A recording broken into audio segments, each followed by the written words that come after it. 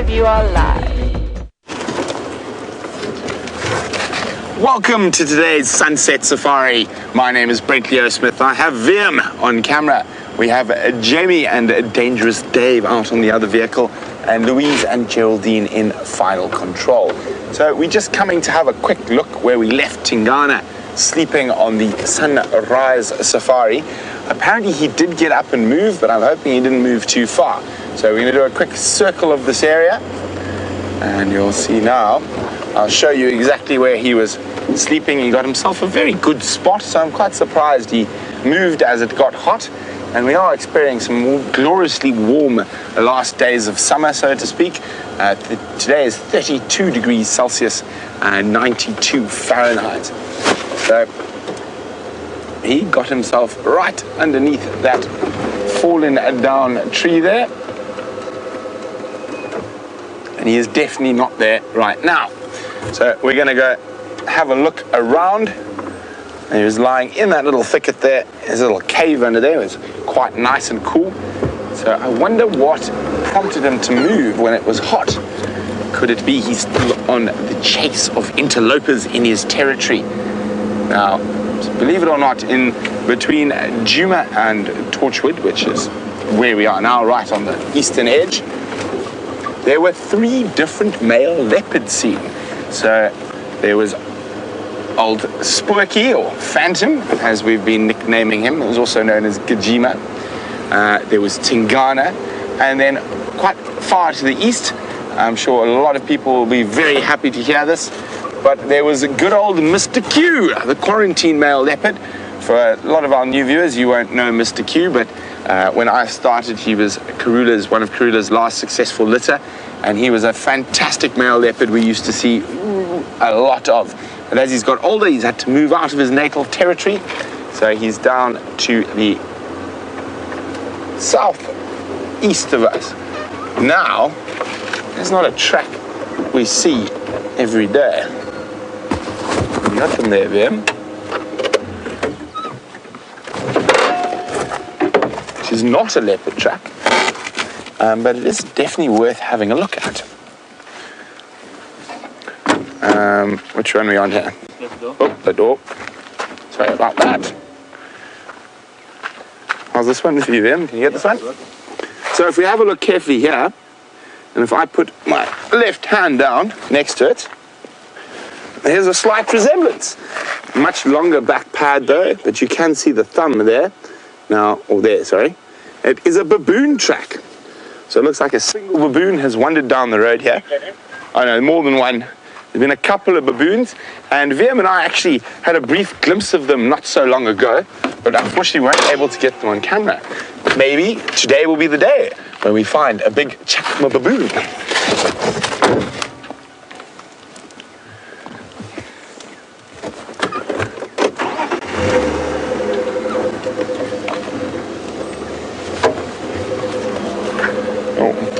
Of course, me being me, I managed to create a tangle in about 3 seconds, but here we go, and done. Ooh, the baboon's crossed off there. And 1 second, just on the radio. Afternoon, Orbs. No updates yet. Jamie checking last position of Karula, and I'm following up on Tingana. He apparently moved southwest from where we left him this morning. Okay, so we just I'll check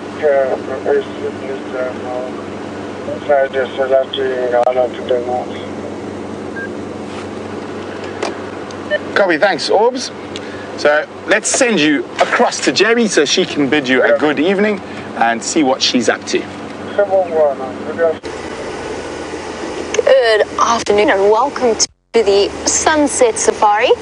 And I've just returned to the site of where Karula had her kill yesterday afternoon, and one can certainly smell the scent of decay starting to set in on this hot afternoon, but no sign of Karula, and it doesn't look like she has eaten any more of that carcass. It's hanging slightly lower than it was. It probably just slipped down a little bit. But there's no sign of her returning back to feed on the rest of this kill. That's very interesting. I had thought that perhaps she would. She might also have just decided to abandon it. She might have managed to catch something, as we've spoken about many times before. Leopards are incredible opportunists. So if any opportunity presents itself to go hunting, maybe while she was returning back from feeding her cubs, and if a steenbok or a duiker made itself too obvious or available to her, she might actually have eaten there and then continued back towards her cubs. Now, this morning I was talking a little bit about looking for her tracks and whether or not we could judge where if she'd moved her den back across our southern boundary. It appears, however, that she did cross Gowrie Main. Brent found her tracks after I'd checked there, so she was obviously wandering through at some point early this morning. And she has gone back south to Little Gowrie, so that's, I think, where she's hiding her cubs out for now.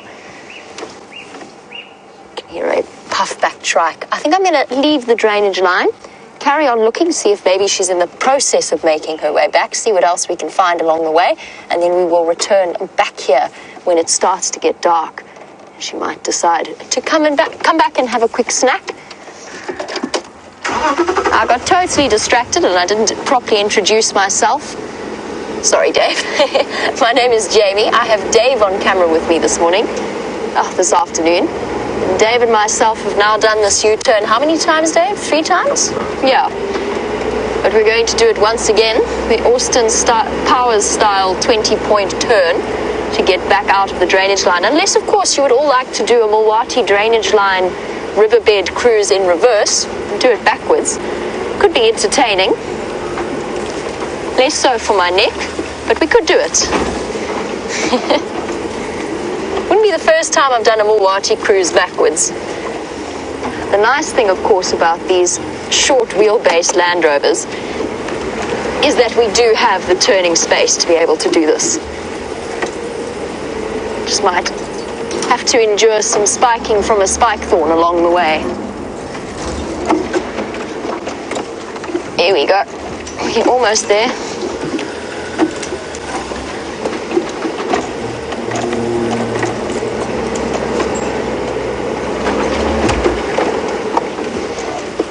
Here we go. Oh, I'm very glad I'm not in a very long safari vehicle and that we've only got Dave on the back and not other people. Here we go. Sorted and turned around. Still haven't managed to get stuck there yet. Now that I've said that, I feel slightly concerned I might have jinxed it. Now, yesterday afternoon, Jeandre and myself had a wonderful time just sitting in the drainage line with Karula, watching her sleep just off to the side and listening to all of the bird life that frequents drainage lines areas such as this. It's basically riverine vegetation. As we drive through, we spoke a lot about favorite trees a couple of drives ago, and there really are some incredibly spectacular examples. This is truly one of the most beautiful spots on Djuma. Look at this enormous jackalberry tree.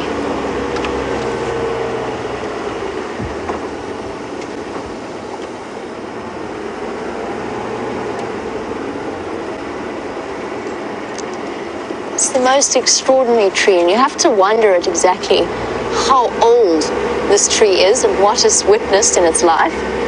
Hello, little one. I hope you're not still looking for your baby. I doubt it. I think she's just moving through the area because that's what Inyala like to do. This is the perfect habitat for them.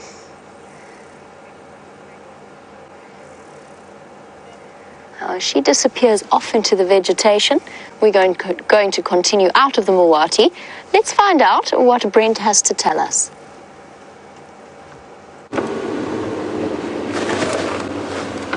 So, good news, no tracks of Tingana coming out of this block. Bad news, it's a big block. So I'm quite sure he maybe just moved a little bit to sleep somewhere else. Maybe that spot became a bit too hot.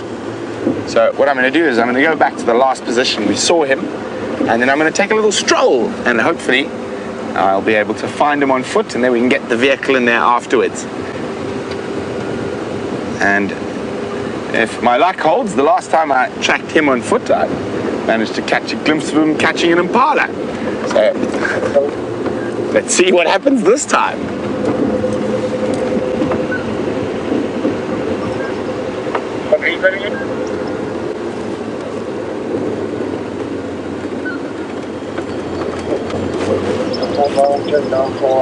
So there's a squirrel alarm calling, but a bird of prey flew over.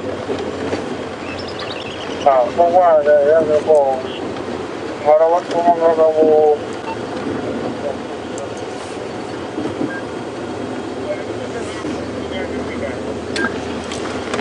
hello to Sarah, one of our lovely regular viewers who's 18 and in Ohio.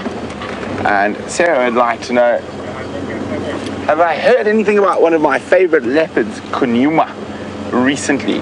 Sarah, I have not. Unfortunately, I'm not sure if he's been seen for a while.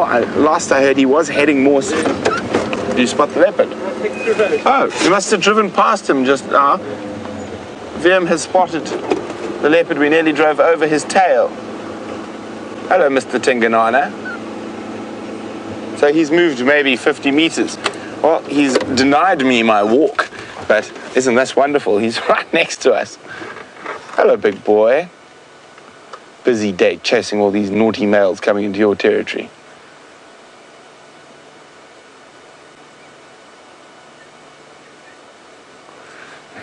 Oh. Well spotted, Vim.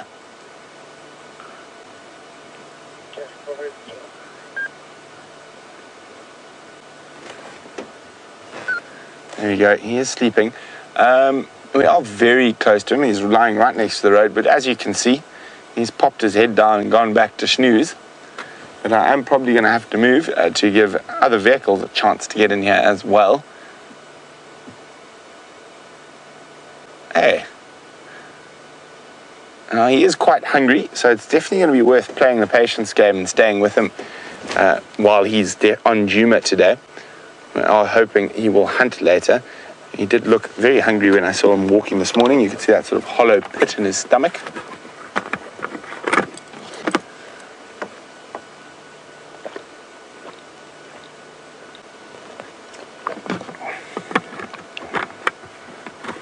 Yes. Poor boy. Hey guys, it's going to be on the Game Drive channel for a second.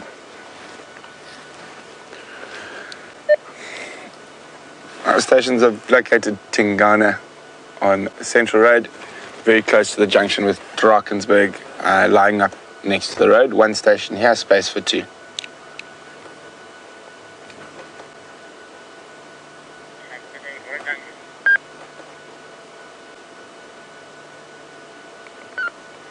So our leopard streak continues. I think it has been since Thursday last week that we have had leopards every day.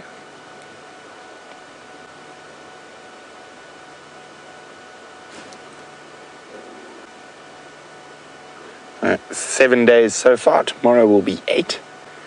Now, it is a big challenge, but our record was 29 days on the trot with cats. So this is a good streak. We haven't had an 8-day streak for a while. Well, not 8, 7 so far. We'd have to find leopard tomorrow to make it 8, or lion.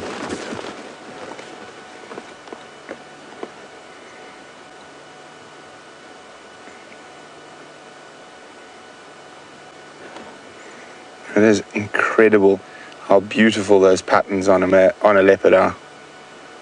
And each leopard has its own individual set of rosettes and spots.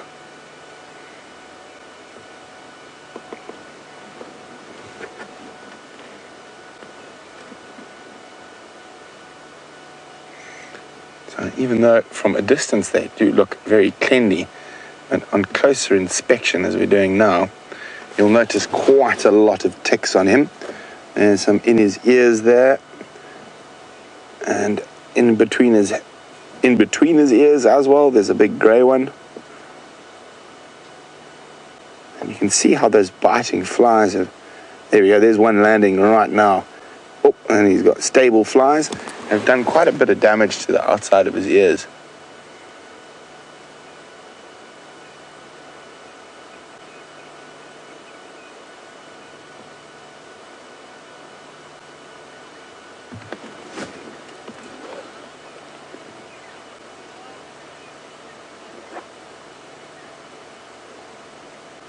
Oh, Katrina on Twitter says, a round of applause for VM.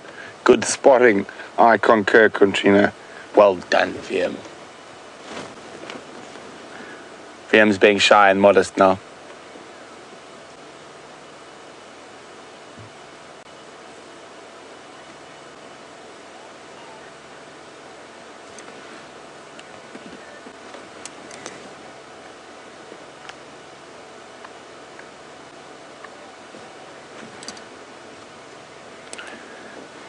It's really great that we're so close to him and we can have a look at a bit more closely at his fur and the ticks and things. And Walt, our buck, would like to know, is a leopard's fur soft or coarse? Well, a bit of both. The top part is quite coarse, but that white underbelly is very soft and fluffy. But not something you really want to play with. Lots of nasties that live on leopard fur, and lots of little parasites that can easily jump ship from leopard to human.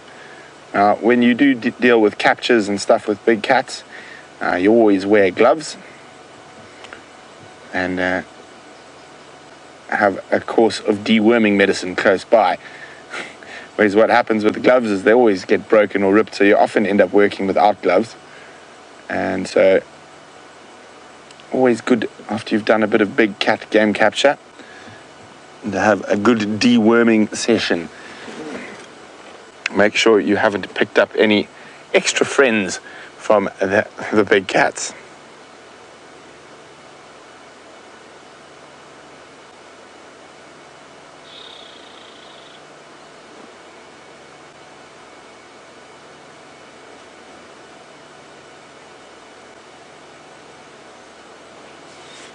So leopards, like lions, do sleep for quite a lot of the day, not quite as much as a lion, but a male leopard can comfortably sleep for 18 hours a day, and especially when it's warm like this,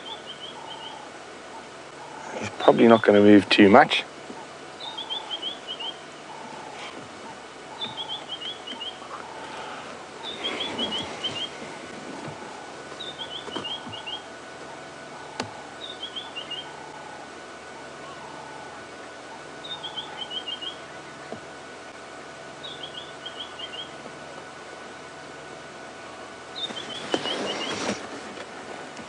So we've been chatting about these irritating stable flies that keep biting not only the leopards but the cameraman and me. And Barb is wondering, with the cold weather coming, are we likely to get any respite? And we will get a little bit of a respite, and there won't be as many flies as in the winter months, but I think not quite there yet. You can hear a white-browed scrub robin calling in the background.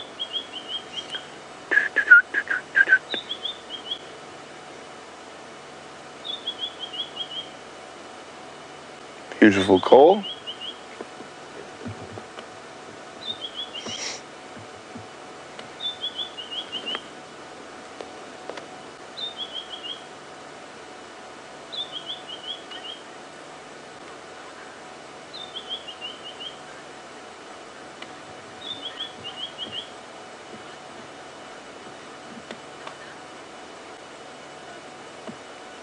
Oh, tired kitty. So Don is referring to his whiskers, saying, yeah, I noticed that he had both black and white whiskers. Is this normal in most cats? And with leopards, I have seen some that have had no black whiskers at all, but most of them will have both.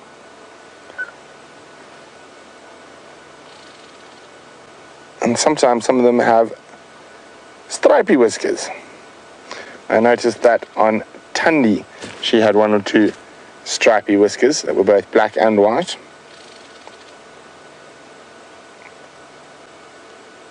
But most of them will have predominantly white with a few black. Where's that bird that's just discovered the leopard? You can hear that alarm call. What are you doing here, cat?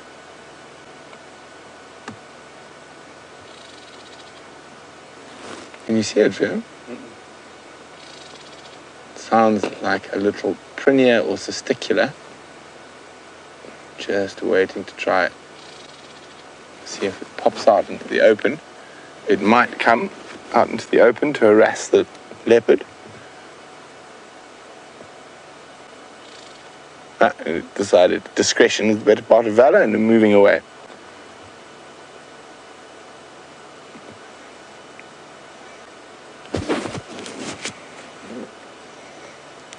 So I don't think he's going to be doing too much moving, but we're going to just move into a different position for now. So let's go see what Jamie's up to.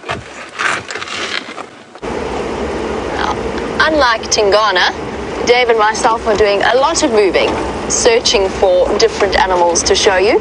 I'm actually heading across to the southern boundary to see if I can't work out exactly where it is Karula crossed, in the hope that I can return later this evening and follow the route that I think that she would take back towards the carcass. Interestingly enough, I know that Brent was talking about the baboon tracks on Cheetah Cutline, and I've just a whole lot more. So they obviously moved through this area at some point in the middle of the day. They're on top of my vehicle tracks from this morning. And it's such an interesting thing because we hardly ever see baboons out here. And I'm aware that previous drives or in previous years, they used to see baboons on a very regular basis. They even had a name for the troop of baboons known as the Gowrie Gang. But I still haven't managed, that's one animal I still haven't managed to get on our live safaris that I would have thought, you know, if you'd asked me before I started working here, I would have thought that there'd be lots of. But it seems as though the drought has played a big role in their movements, and a lot of them moving towards the larger river systems and the constantly flowing river systems further to the south of us.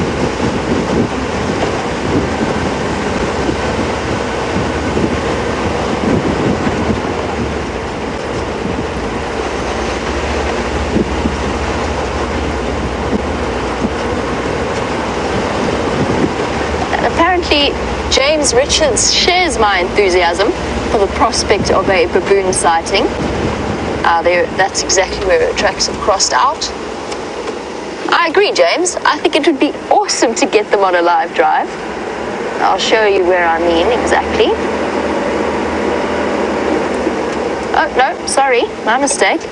That's a hyena crossing. That's not Karula. That is definitely not Karula. I'll show you how easy it is to make that mistake, though, when you look quickly. Can you get that track there, Dave? A paw print next to that ant mound. There we go. Come out a little bit. Let me see if I can figure this out. Yes, it's just a little bit to the right there. So where those big buffalo tracks go through, and the track is just behind it. Come down a little bit. A little bit more. Where is this thing now? I'm very confused. Ah, there it is. There we go. That is the paw print that we're looking at, the hyena track. And if we follow back a little bit sort of to the right, we should be able to see more of them clearly. Here we go. Now, this is a really nice idea that was suggested by one of our viewers, that was to screenshot and start a list of tracks, almost like our bird list. And I thought that was a really brilliant suggestion. And we can actually do two here. And I'll jump out and I'll point them out to you. And Dave will just let me know if Tingana's up and if anything's happening with Brent, so never fear there. But if we just have a look, and I'll try and get my shadow out of the way. This is a hyena track going in that direction, so you can screenshot it, and maybe with something for scale would be a good idea as well. Perhaps my hand for scale would also help. Just out of sight, Jamie. Is it just out of sight? Yeah, if we reposition the vehicle just... Okay.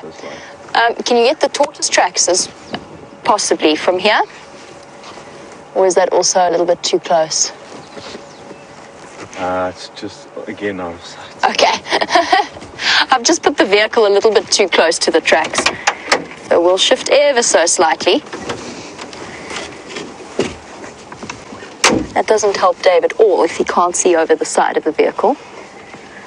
Let me see if I can't shift a little bit. Biggest problem is this quite large tree that's off to the left of us. How are we doing there? Much better, Jamie. Cool, perfect. Start with the left. Thank you. Here we go. So there's a tortoise track for you.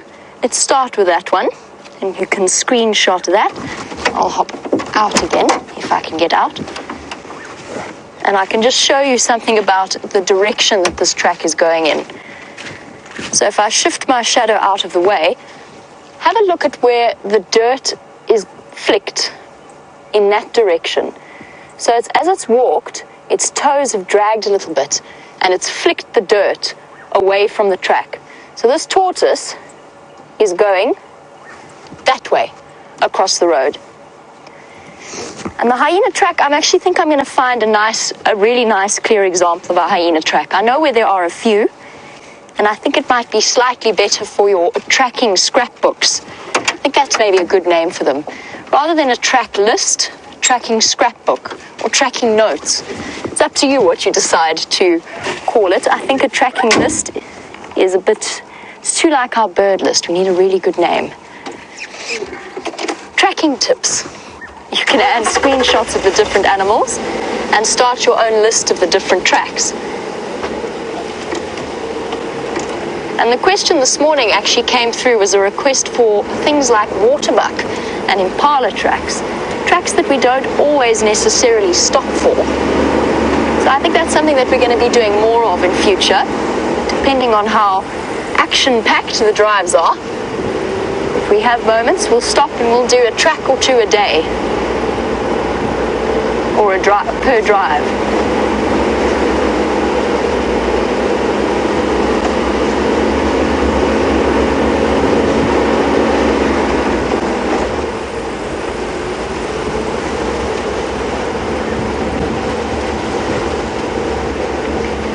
We have a viewer, Terry, in Oklahoma. Now, Terry's been watching the drives for a few weeks, but this is the first time Terry's actually sent through a question, to the best of our knowledge, or that we've seen. A first-time interactor, as it were. Terry's curious as to whether or not, on the subject of our baboon tracks, whether or not we ever see monkeys on our live drives.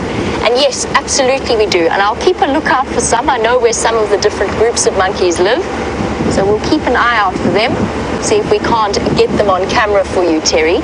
We've had some amazing sightings of monkeys. I had a little one playing around with an older sibling or an older cousin. We've had babies falling asleep on their mothers, shouting from the trees. In fact, yesterday we had the monkeys on camera because they essentially led us to Karula's kill. They were alarm calling in the top of a tree, barking down towards her, letting everything know in the area that a leopard was trying to hunt. And I'm sure that Karula wasn't feeling terribly impressed with that whole deal. We were talking about it afterwards, and Brent and myself even came to the conclusion that perhaps when they started alarm calling, she'd actually made that Nyala kill, and the monkeys were alarm calling in response to that, and she'd maybe just made it on the opposite, on the sort of the top of the drainage line, and then later dragged the kill down into the middle of the drainage line. So yes, in answer to your question, we definitely do see monkeys. We also see their much smaller nocturnal cousins, the bush babies. Now those are a little bit harder to keep on camera due to, first of all, the fact that we only ever see them at night, or generally only ever see them at night. The very rare sighting that we might see them during the day. But they're tiny, tiny little lesser galago, lesser bush baby. I just want to check this last set of tracks.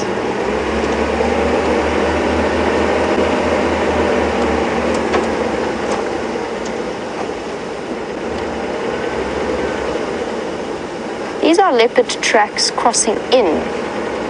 They're not very clear, but they're going straight towards this pan. And I'm just going to take us through there.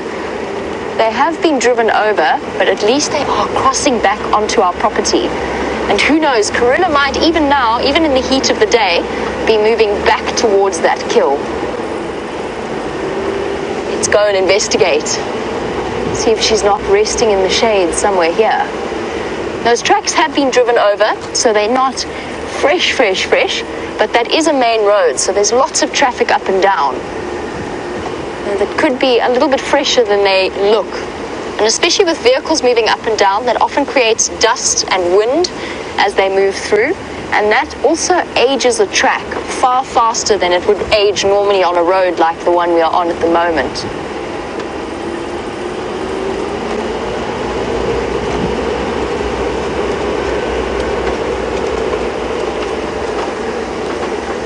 There's plenty of water around, so her movements won't be dictated by the presence of water or the ability to go and have a drink.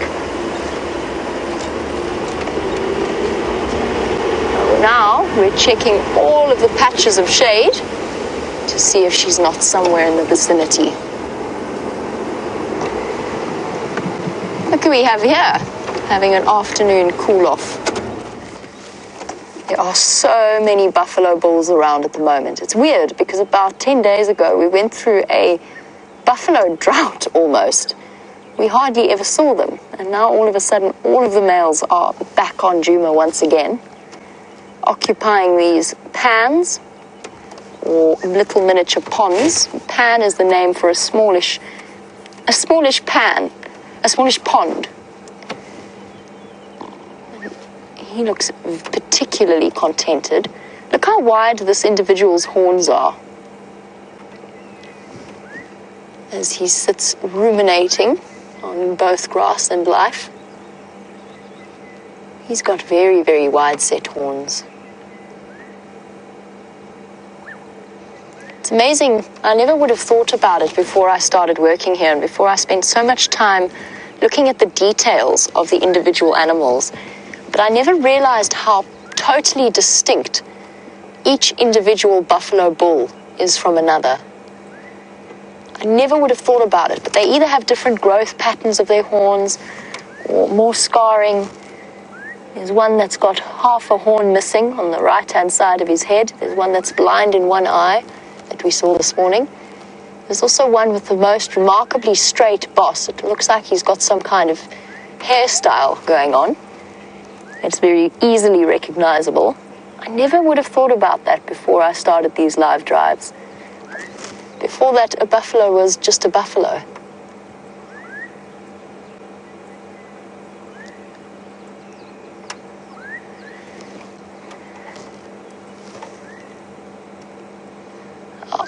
I want to just go back and double check these tracks and look very carefully to see exactly where she's gone and exactly how fresh these tracks are. While I do that, let's find out what's happening with Tingana.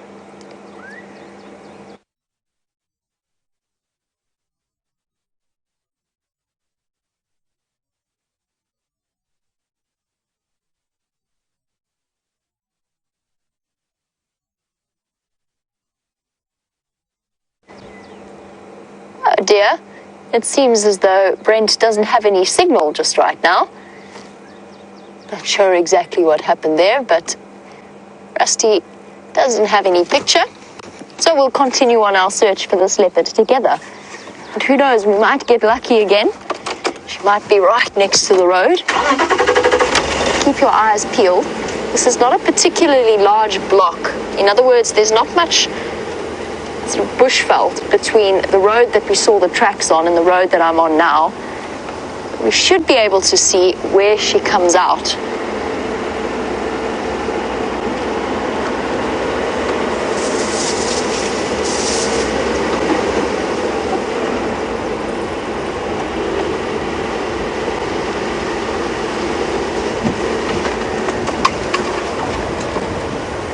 Lots and lots and lots of hyena tracks. There's her tracks in the road coming this way.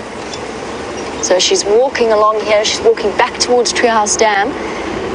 And it might be my imagination, but I don't think it is. Oh, she's walking up and down, she's pacing. Let's just try and work out which direction she's going, or which tracks are fresher. Isn't that interesting how she's walked such a similar route backwards and forwards? Okay, she's gone off the road. Oh no, she hasn't. There her tracks are. Just bear with me 1 second. I want to work out if her tracks... No, her tracks going this way are far fresher than the tracks coming this way. This is a tricky one. Just give me 1 second. I need to get out of the vehicle. I need to see which track falls on top of the other, because that will tell us which direction to search for her in. She's come, her tracks are going this way and that way.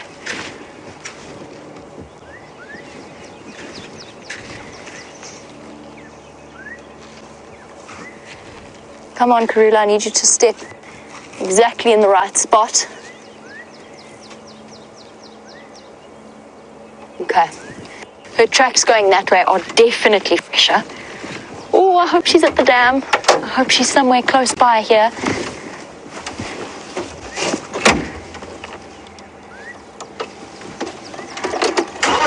Perfect. She's walked exactly the same line that she chose to walk from that kill back towards her den site, and then from her den site back in the same direction.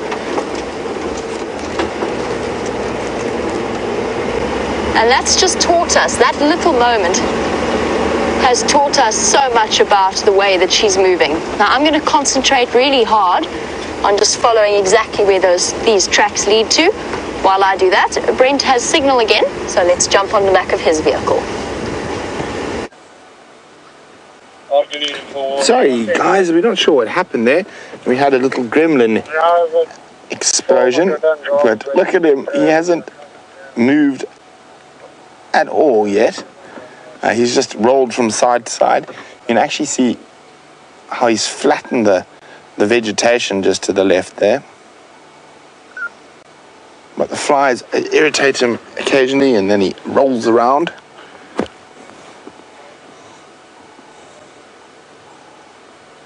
But as I was saying, if we look towards his back, you see just in front of his back leg, you can see it's quite concave there, and that's what leads me to believe he's quite hungry.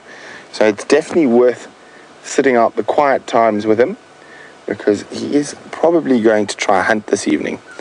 And he's probably been preoccupied chasing all these interloping males around. So, and his last kill that we know of, that he caught on a few days, I think Saturday. He's probably eaten something small in between.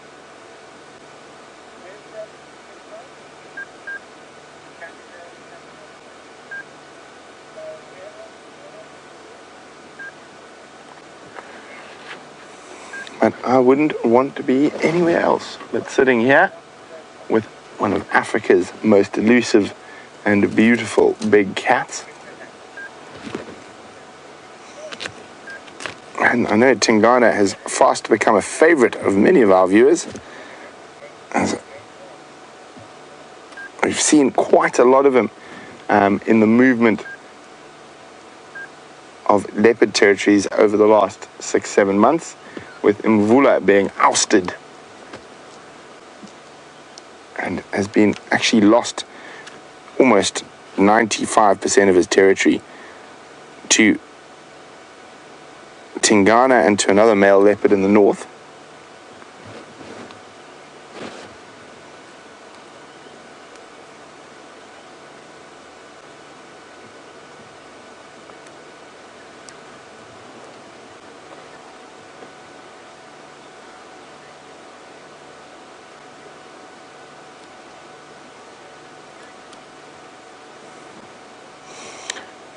Well, we've just been chatting about leopard territories and movements, and M. Kiss, a brand new viewer, welcome M. Kiss, is asking, do these leopards ever meet, or do they stick solely to their own territories?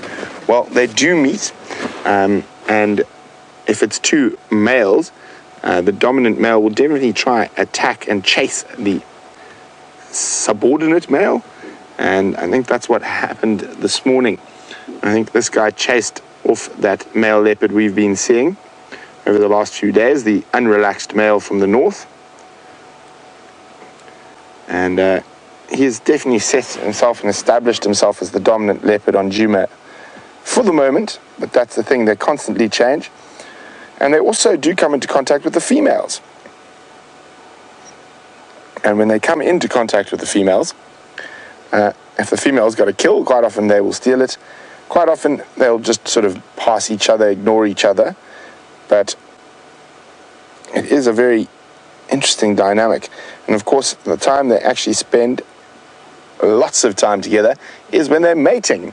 Now, speaking of a female leopard that this guy has mated with, let's go to Jamie. Guys, this is awesome. I felt like those tracks were so fresh. She was in the road and she's hunting something. Look at that stalk. She's definitely interested in something around Treehouse Dam.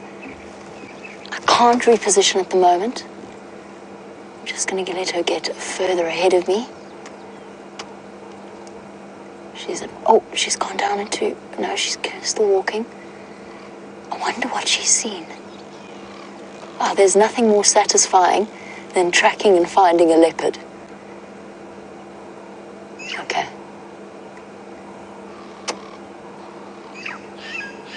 And is she crouching or is she just lying down?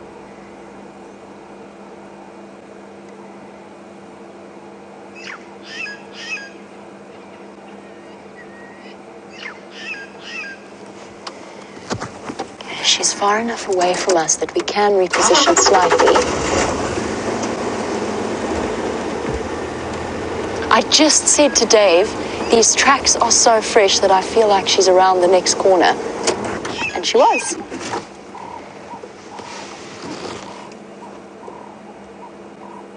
Okay, I think that she is just lying down now.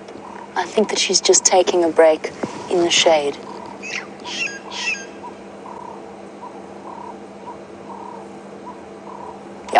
Okay, her body posture's changed completely. She's just lying down. Okay. Oh, that is an awesome feeling. 2 different leopards on our drive again. Don't quite have Brent's record, but we're not doing too badly.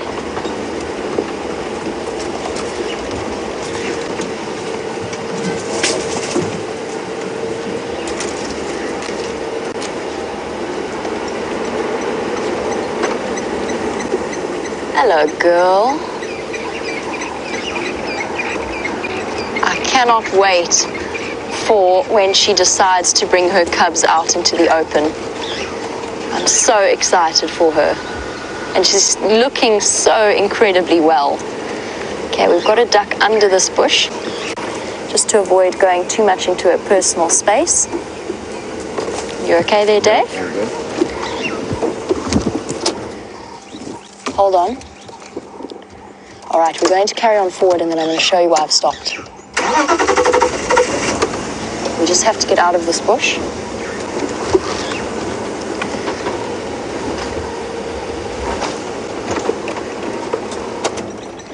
Just let's stop here for one moment.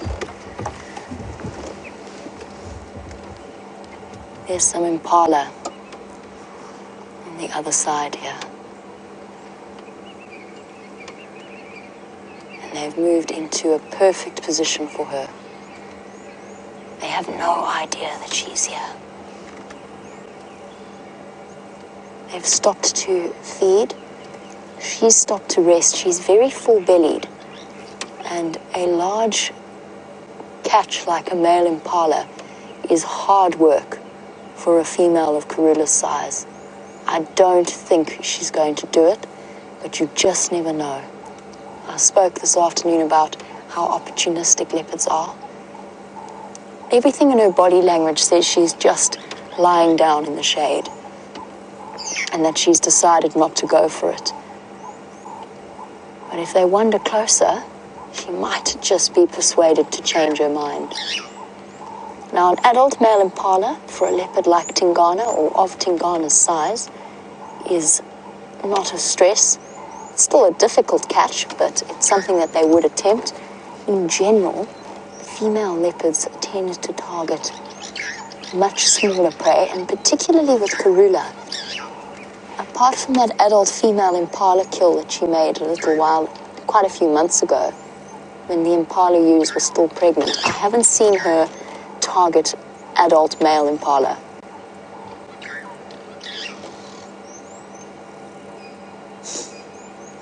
This is so awesome.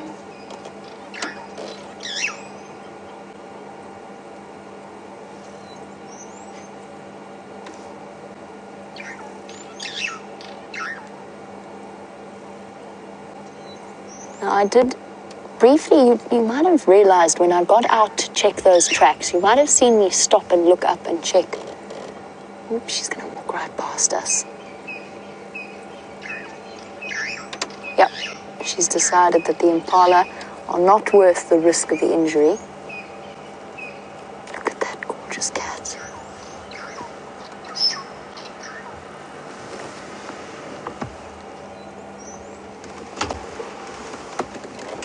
She's got fresh suckle marks on her belly. We will have a chance to get a view of them. I'm just letting her move away from us for now. I think she's thirsty. It's time for a drink. Oh, it's so lovely to see that. These fresh little ring marks around her nipples from where the cubs have been feeding. Let's not get stuck here.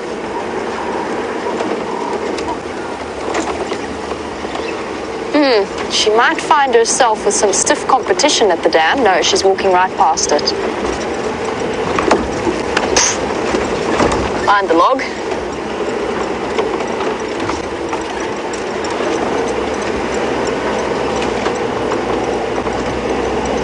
There's a lot of buffalo bulls here. Not really worth the effort to go and see if she can have a drink here. Not when there's so much other water around.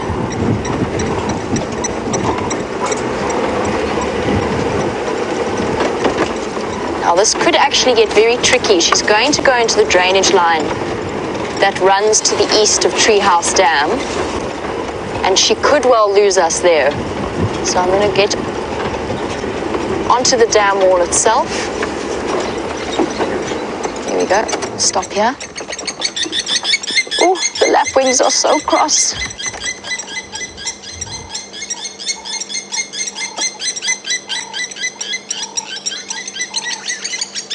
I think they're gonna dive bomb her. That tail flicked up in irritation.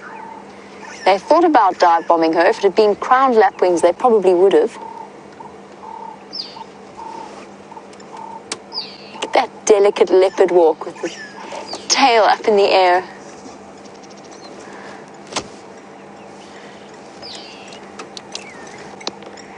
Station at Treehouse Dam.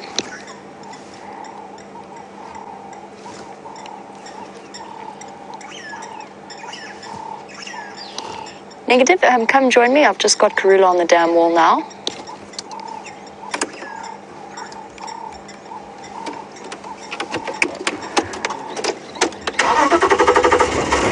Let's get a bit closer to her. Kat, you are absolutely right. We have been so spoiled with leopard sightings recently. I'm not going to be complaining though, and I'm sure you're not either.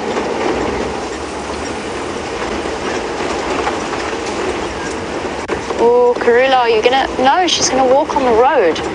Yes, that's perfect. I was so worried she was gonna go down into this drainage line system. In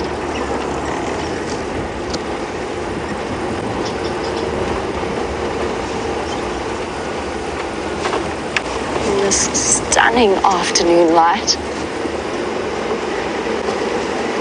Now, as I was tracking her, you might have noticed me look up very suddenly. And that was because I suddenly realized just how fresh those tracks really were when I was off the vehicle. Now that is not because I'm worried about Karula as a threat to me on foot, but more to do with the fact that I did not want to scare her away. And Errol was wondering, are leopards on foot more of a danger than, for example, lions? Are they unpredictable and dangerous, or is there a safe distance you can be from a leopard on foot? It very much depends on the individual leopard, Errol. For a safe distance, Karula is an absolute star on foot. She's perfectly comfortable with the presence of people, and we're going to just loop around this corner and catch up with her on the other side. She's giving me the space to just get ahead of her.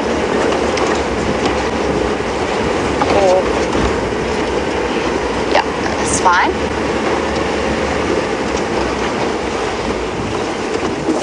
So Errol, we've had sightings of Karula 20 meters away on foot.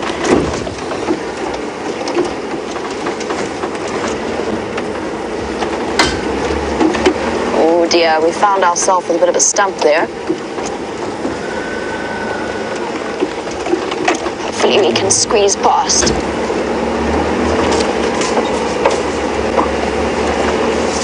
Just keep an eye out for her for me, Dave.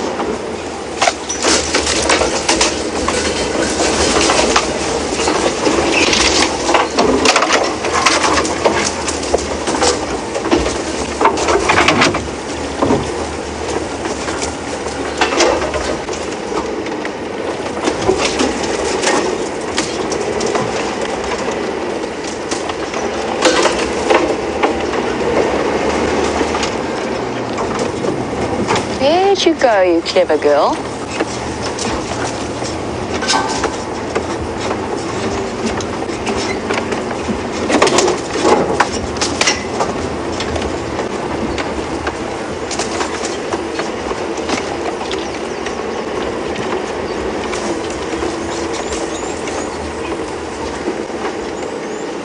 Well, I try and figure out exactly where this mysterious cat has vanished to.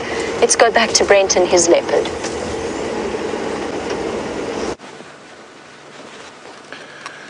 Isn't this incredible? Double cat bill this evening on Wild Earth's Safari Live. And you've just come to us as Mr. Tingana looks like he might be in the mood for a bit of movement as well. Started grooming.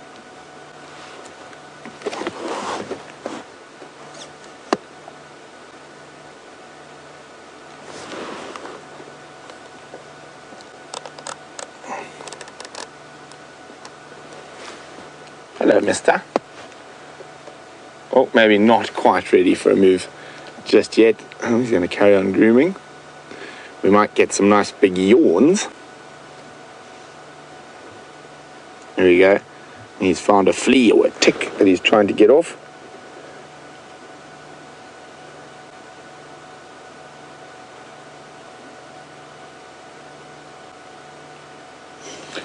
He's a beautiful leopard. Nice big boy. I reckon probably around 80, maybe just over 80 kilograms. What do you think, Vim? That's a good guess. 85 maybe? Maybe 85, so a very big leopard. It's very uncommon to get a leopard 90 kilograms and higher.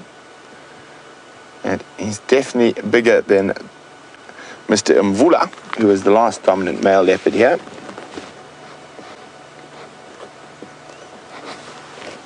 Now, but one must remember, with a lot of animals, size isn't everything when it comes to dominance.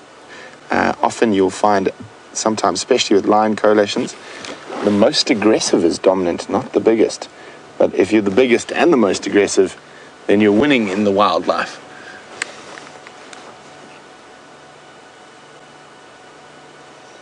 Maybe we should try move around to the other side of him.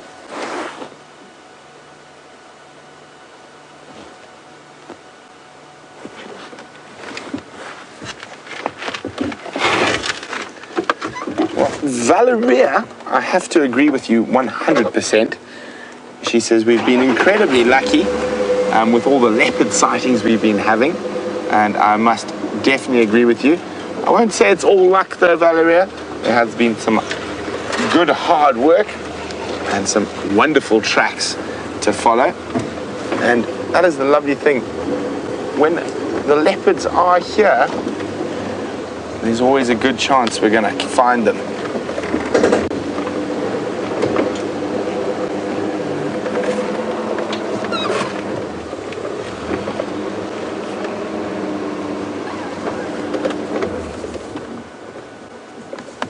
Guys, I'm out.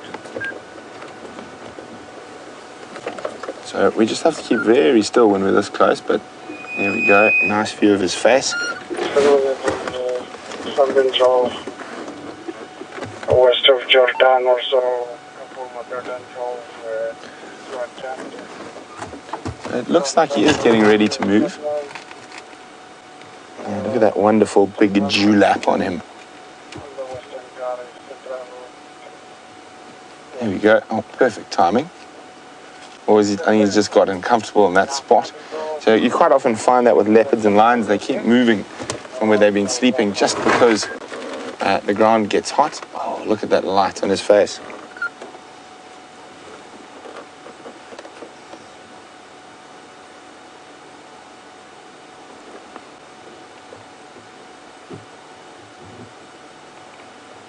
Mister, I know it's still hot, but would you kindly oblige us and go hunting?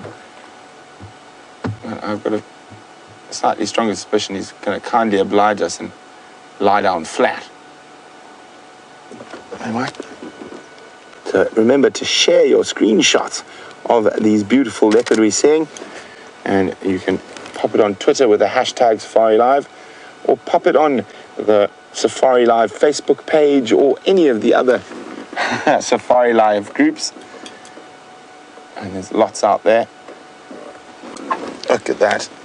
Back to sleep.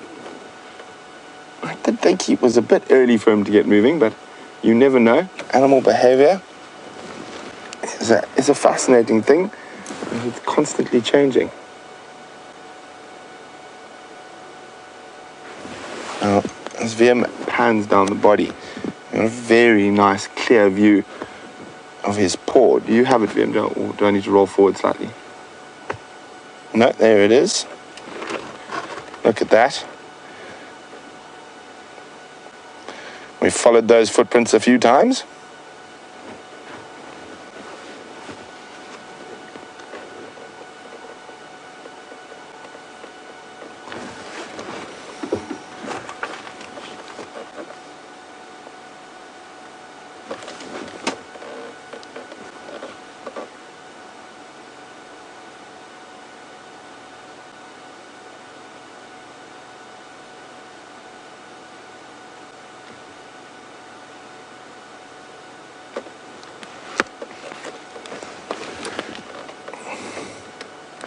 Well, James on YouTube says cheetah used to be his favorite big cat, but now seeing so much of Mr. Tingana, he thinks he might be leaning more towards leopards. As we're just going to move around, because otherwise put the sun at our backs. Unfortunately, in this current position, Wiem and I are staring straight into the sun, giving us funny sort of wrinkled looks on our faces. So I'm just going to turn around. We are not leaving him, don't worry. I just want to get that sun out of our eyes.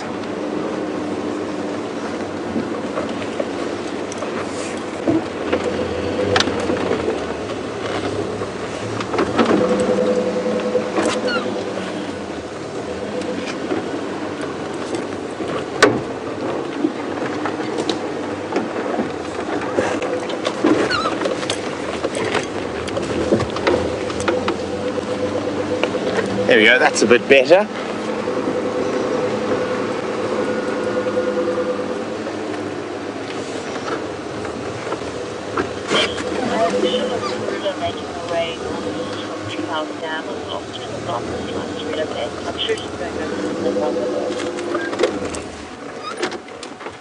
There we go. Tail end of a leopard.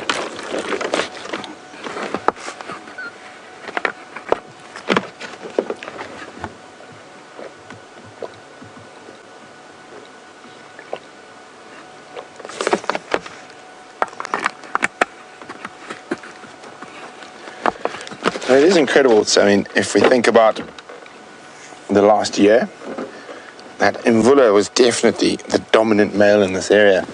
And now he's a dispersal male again. So male leopards, once they get a bit older and they get pushed out of their territories, they become nomadic, and they will sneak around and jump between different male leopard territories, trying to avoid the dominant males. In some cases, when they're a bit younger than sort of Mvula, if they lose a piece of their territory, they'll go try fight a male leopard they don't think is as dominant as they are. But in this case, Mvula's a bit too old. His days of controlling vast swathes of African wilderness are drawing to, or they are definitely closed. So he'll probably survive for another year or two, just sneaking around the peripheries, avoiding big male leopards.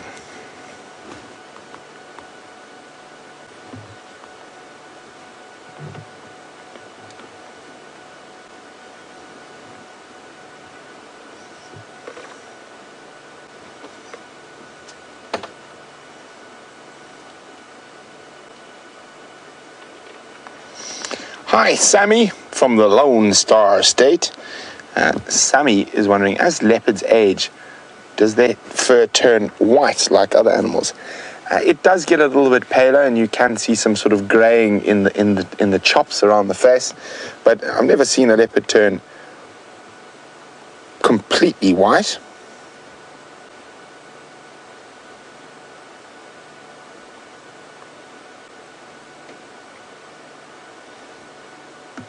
Now, leopard is by far the most widespread of the big cats, occurring right through Africa into the Middle East and into Asia and India, and all the way into Russia, China.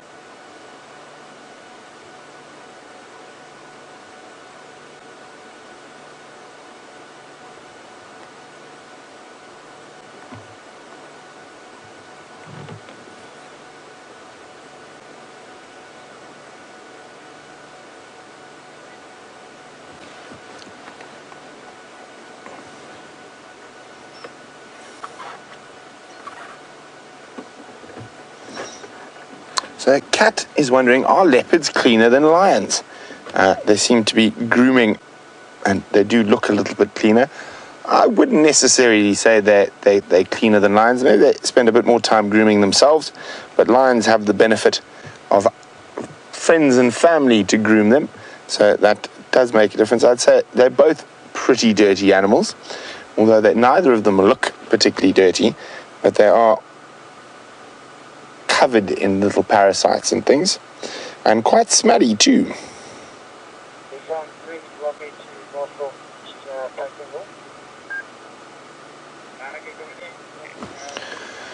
So if we go back into the evolution of a leopard, and modern day leopards are said to have evolved anywhere from 470 to 825,000 years ago. The oldest leopard ancestor fossils are from 3.5 million years ago. And they migrated across between Africa and the Middle East at about 170,000 years ago. And at that time, the area was much drier, so the sea was much lower. So the polar ice caps were much bigger.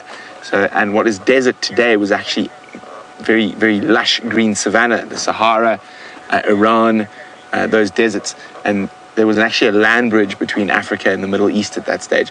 And it's the same land bridge that people used to migrate out of Africa, that a lot of different animals both migrated to Africa and from Africa. So very, very interesting.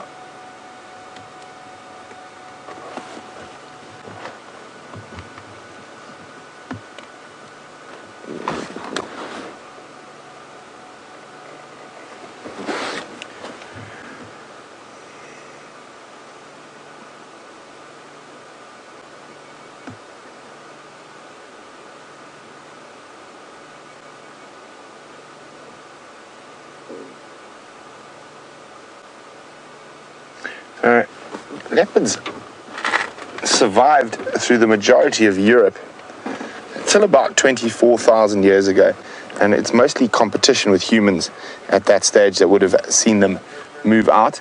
So they would never have occurred in the densities that we get in Africa or India or Sri Lanka, because the temperate forests of England are not really, or England, sorry, not England, of Europe, old world Europe, France, Spain, Portugal, Italy, are really, really, they don't hold high animal densities.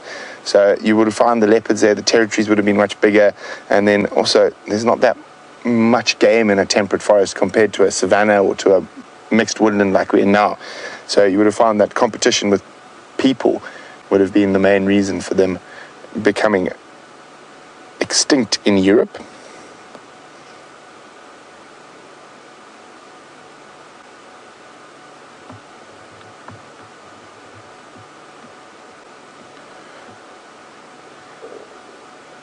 Now, there's a lot of, just even with African leopards, a lot of different diversity in terms of coat coloration and even rosette size, rosette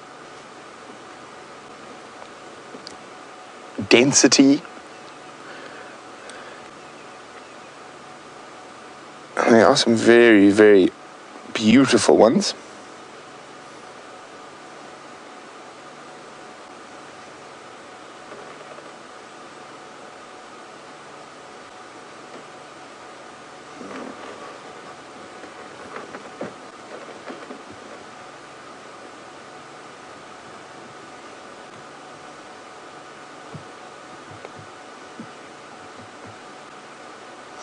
Well, Melanie in the Great White North of Canada, and Toronto to be more specific, has been watching for quite a while, but this is her first question.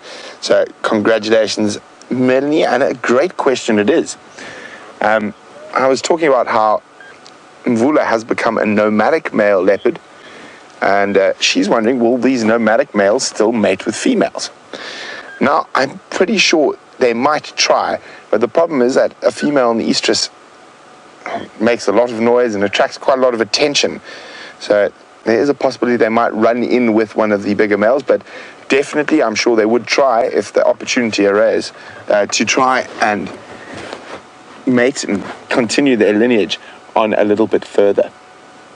But thanks, Melanie. Keep asking questions. That was a really good one. Mr. Tingana has not moved a muscle. He did give us a little bit of false hope as he groomed a little bit, but he groomed for a good little snooze. Now, there's a couple of different color variations in leopards that are more out there than others, and the most common form of that is the menelistic form, which is often referred to as a black panther. And of course, panthers are not panthers at all, but they are black leopards. And it's a recessive gene that continues through. There's certain areas where it is more common, and one of the areas is not too far, probably about 200 kilometers from here, up in the mountains and near Leidenberg, and the other is in the Congo Basin rainforest, where actually being black would be quite beneficial.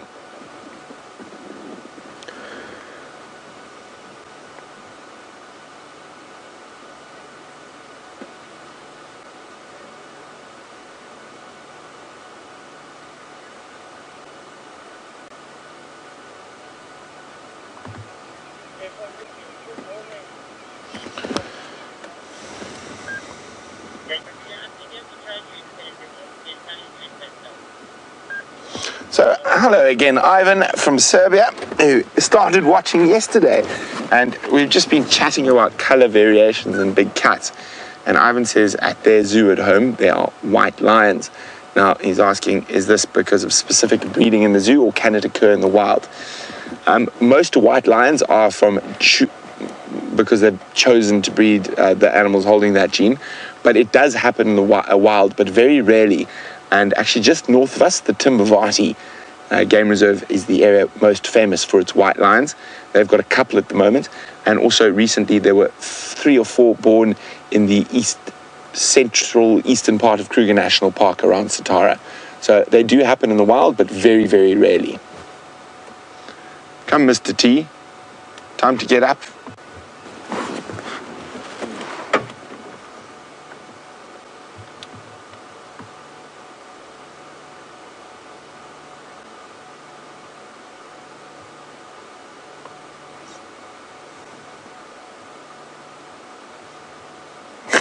He looks very, very comfortable.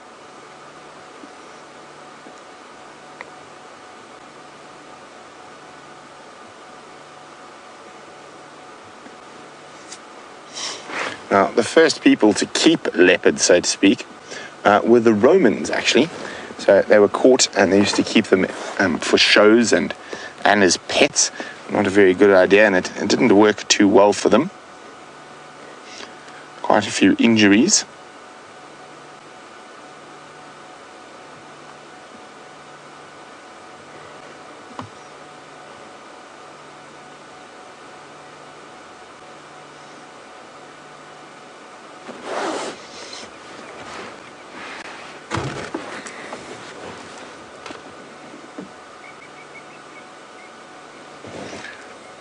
So Billy is wondering, are leopards poached at all, and is it a problem? Billy is from Texas.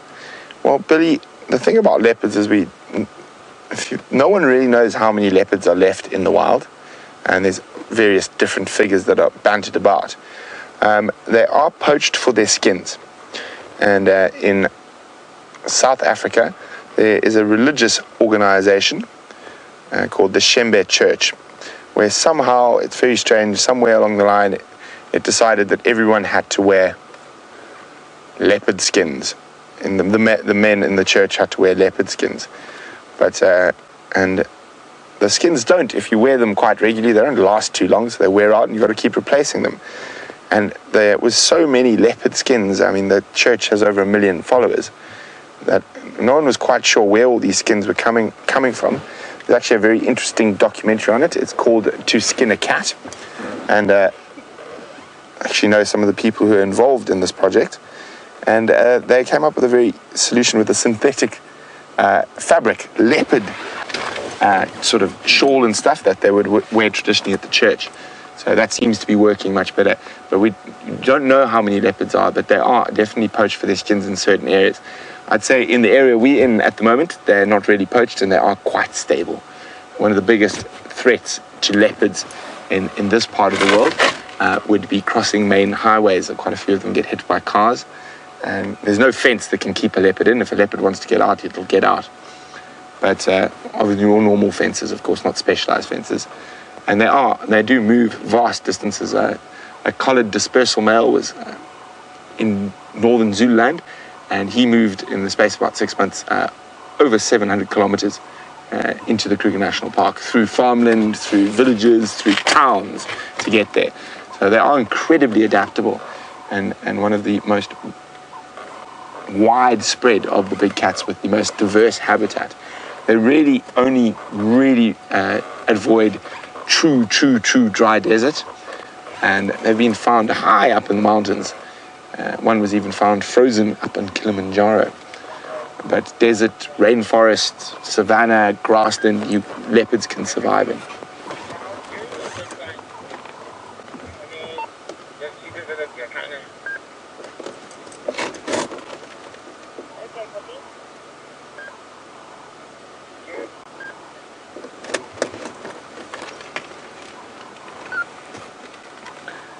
Hello, Gracie. Gracie is one of our favorite regular viewers, and she's 8 years old.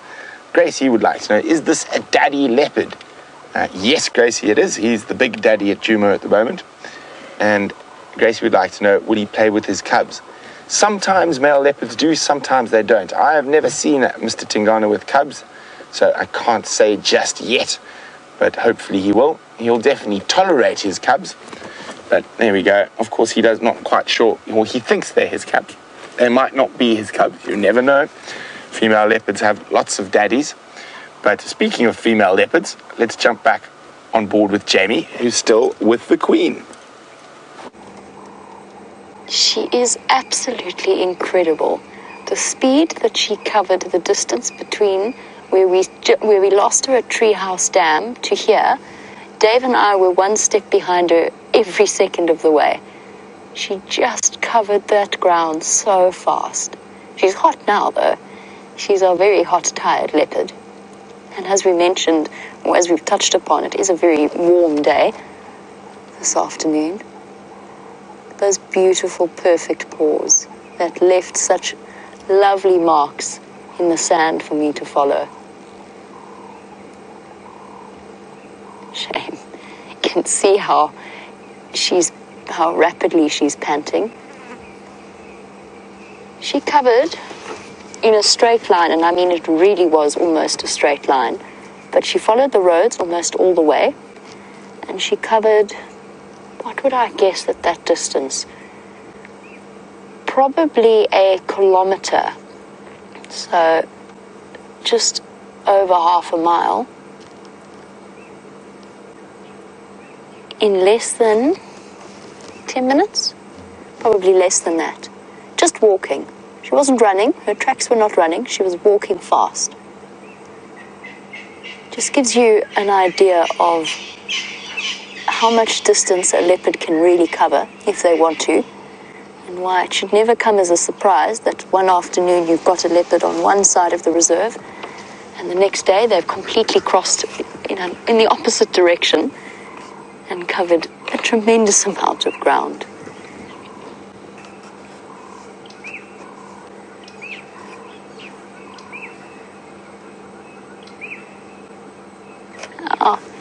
Annabella, who is watching in Pittsburgh and is 6 years old. Annabella, you would like to know, is this cat all alone? And yes, she is all alone at the moment, apart from us. And she likes being alone. Leopards really, really like to be all on their own, except when they are mommies.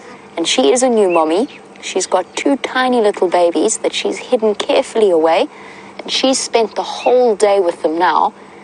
And she's only just left them, safe and asleep, to come and have some dinner. So she spent the last close to 24 hours, a whole day, with her cubs. So that's one of the only times, Annabella's, that leopards don't like to be on their own, is when they've got babies. And the males, when they are ready to mate with the females, will also be with other leopards. But otherwise, a leopard is a secretive animal. It likes to stay invisible and hidden and move about all on their own. And it's totally, totally different from lions. Lions live within their families. Leopards, once they're old enough, when they're sort of 2 years old, sometimes 2.5, then it's time for them to move away from their moms and find their own special space, and they keep that special space just to themselves. Our mommy leopards, when their daughters are fully grown, will give their daughters a little bit of their own territory. So she'll basically make her daughters her neighbors. But even then, when they meet each other, they don't really appreciate each other's presence. I've seen Karula growling at Shadow before.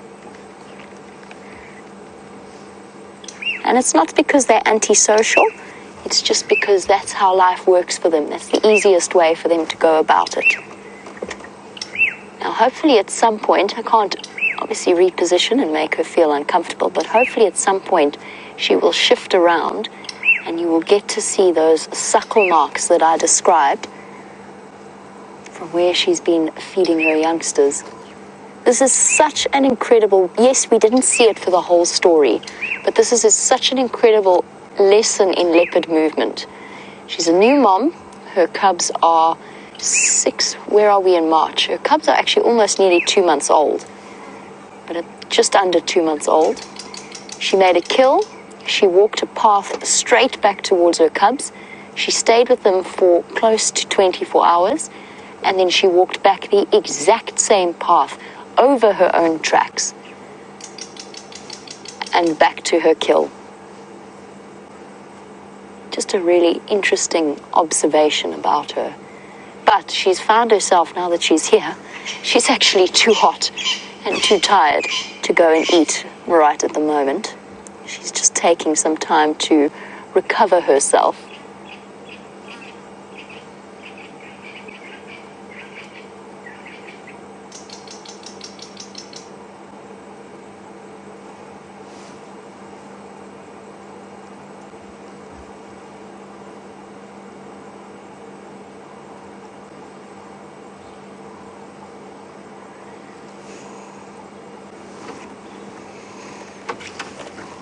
Just bear with me one moment. Because of my current position in a tambuerti tree, that's better. There we go. Sorry, Karula. I was just shifting my antenna. We're going to touch on a relatively intricate question that I'm going to cover in the barest of details, just because we can't go into, or it's going to be very difficult to go into the amount of detail that this question really deserves. But Ravi has read recently about lions being poisoned by farmers after they got in and killed some of the farmers' livestock, and was wondering if the same thing ever happens with leopards, if there's ever an issue between leopards and farmers. I would argue that it's even more so with leopards and farmers, and that's because leopards cannot be fenced. You cannot fence a leopard. They will find their way out, and they will jump over, or they will climb a tree and jump down over the other side. There's no way you can keep a leopard where it doesn't want to be kept in this sort of conservation industry.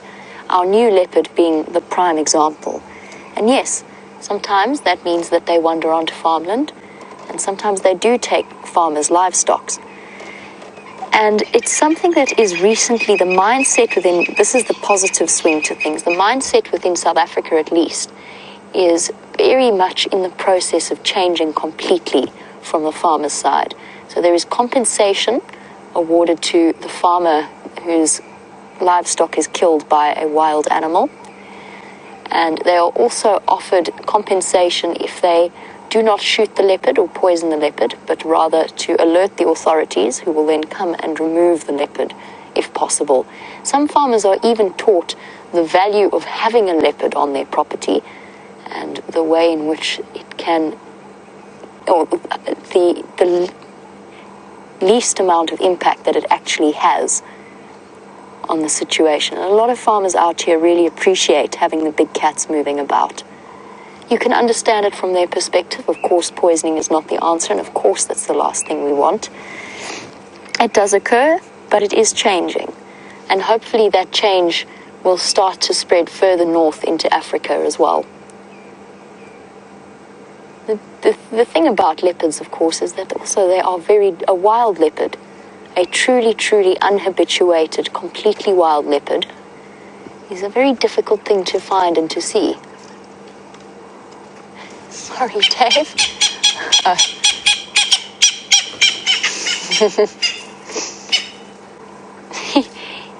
What were they doing, Karula? Were those spurfowl making a terrible racket? They just flew over the top of her head. They were chasing each other through the sky. But they didn't even notice her in their preoccupation with each other.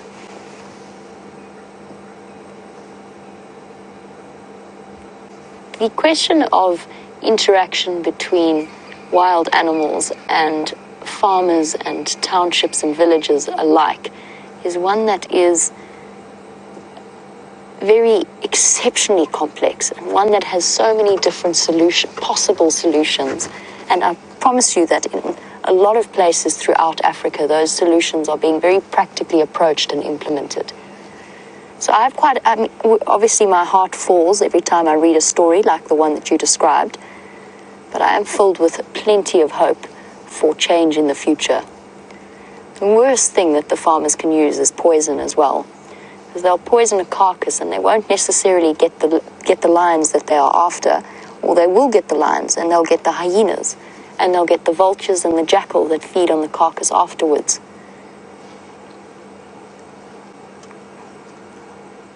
But we can all, in our little way, teach people a different approach.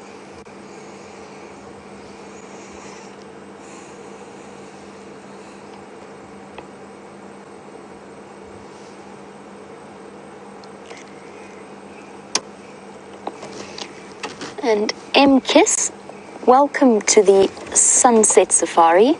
M-Kiss was wondering a little bit about tagging animals. So M-Kiss knows that in certain areas they tag animals for locating and for research purposes, and was wondering if that ever occurs here.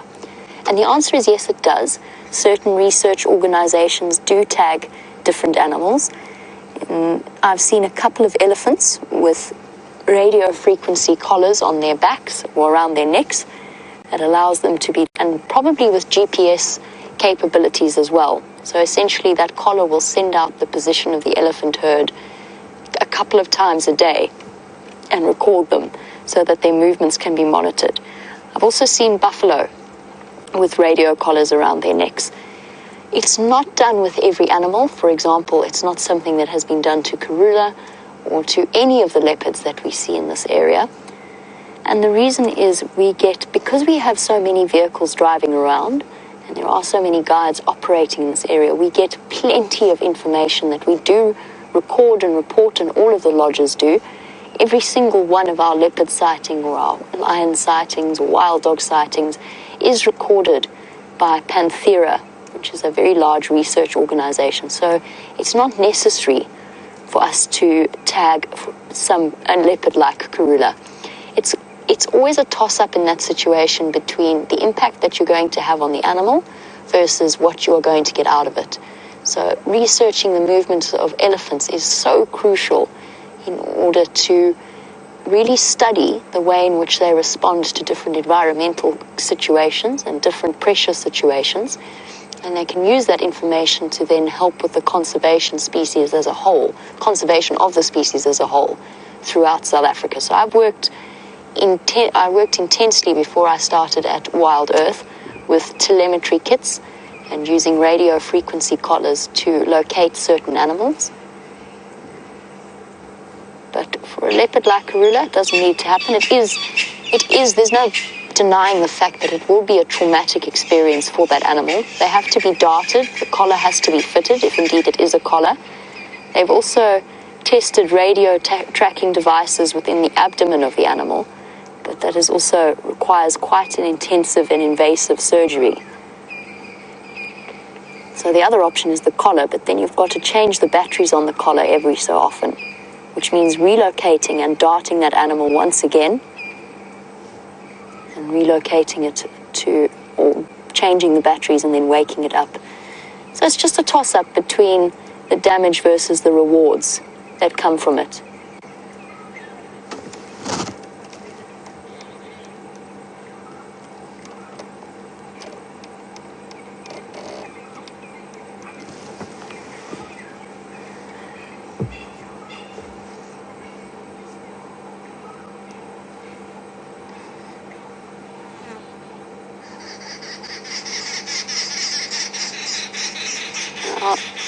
Lee Pad is watching Karula very carefully as her tail flicks up and moves about every now and again.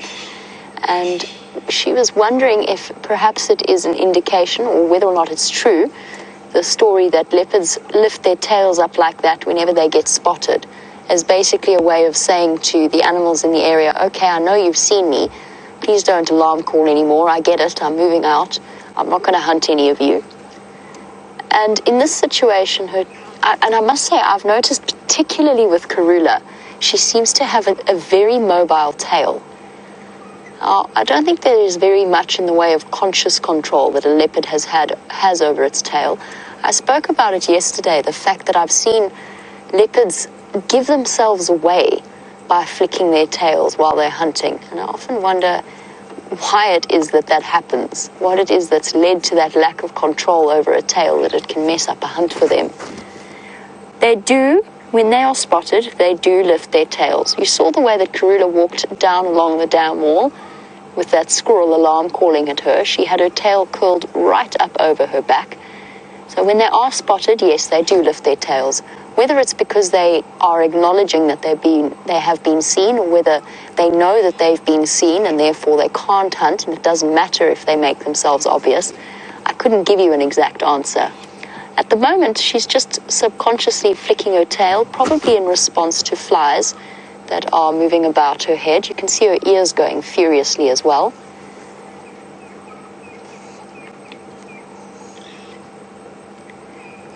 It's very much a flicking tail in a cat, of course, can very much be a sign of aggression as well.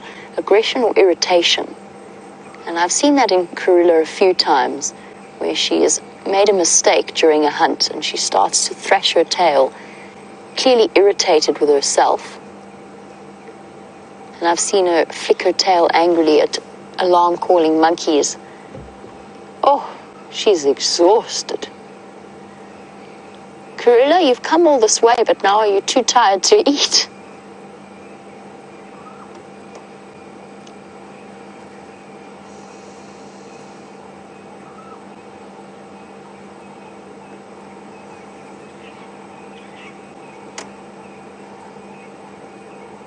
Now, Sue, just before Karula lay her head down, you'd actually noticed something that I was looking at as well, and that was the flap of skin underneath Karula's neck. And you were asking that you thought only males had dewlaps, or do females as well, or is it just Karula showing her age? And to be honest, I think it's Karula showing her age. Females do have a flap of skin underneath their chins. It's not nearly as pronounced as it is in the large males. Ooh, flies are driving her mad. But I think in this case, Karula's is more prominent because she's getting slightly older. I've noticed that her abdomen also sags quite a lot. And that's, I think, because she's carried so many litters of cubs that she's actually possibly even slightly split the wall of the stomach muscle, which does occur in a lot of mammals when they've been pregnant regularly. So she's got a slightly, I don't want to call her a flabby belly, she's got a floppy belly and quite a floppy neck as well, and that's because she's getting older, her skin's losing elasticity, it's losing subcutaneous fat, as occurs with all mammals, including us as human beings. It's particularly pronounced with her. Now, Ephraim wants to come and join us in the sighting, so I just want to chat with him on the Game Drive channel since our space is very limited. While I have that chat, let's go back over and find out what Brent's leopard is doing.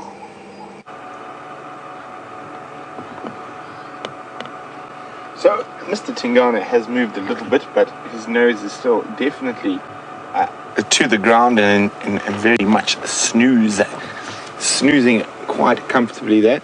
And he's just rolled over a few times, so not much movement.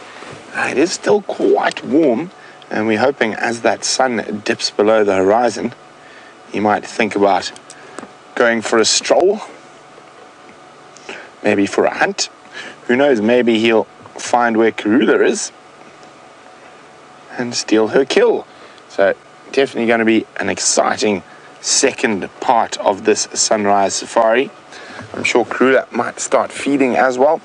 So lots to look forward to here on Safari Live.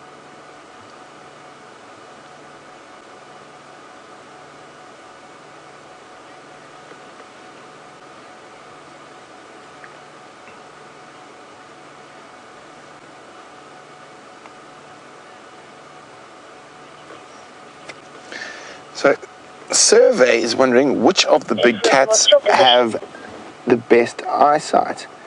Well, I would say they probably all got very, very good eyesight, and it would be difficult to say which one's got the best. Their eyes are all very similar designed, so I would say all of them have equally good eyesight.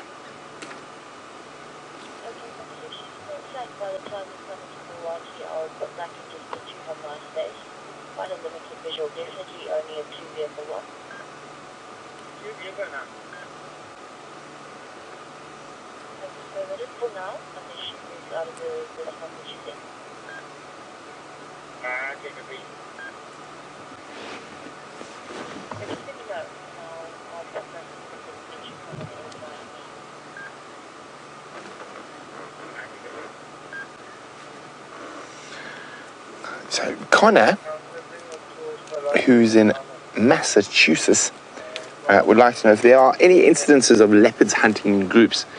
Not to my knowledge, Connor. Occasionally when there's a mating pair around, they might both stalk the same animal, but it's by no means cooperative hunting. And I've never seen that, and I've never really heard of cooperative hunting in leopards. That is the domain of the lion, which is the only truly social cat we have here, or actually in the world.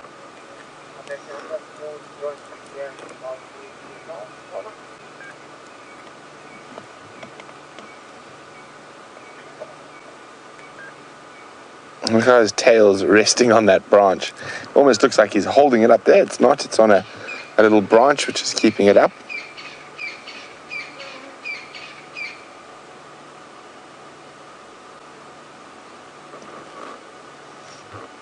It does make him look slightly less asleep, but he is very much snoozing heavily at the moment.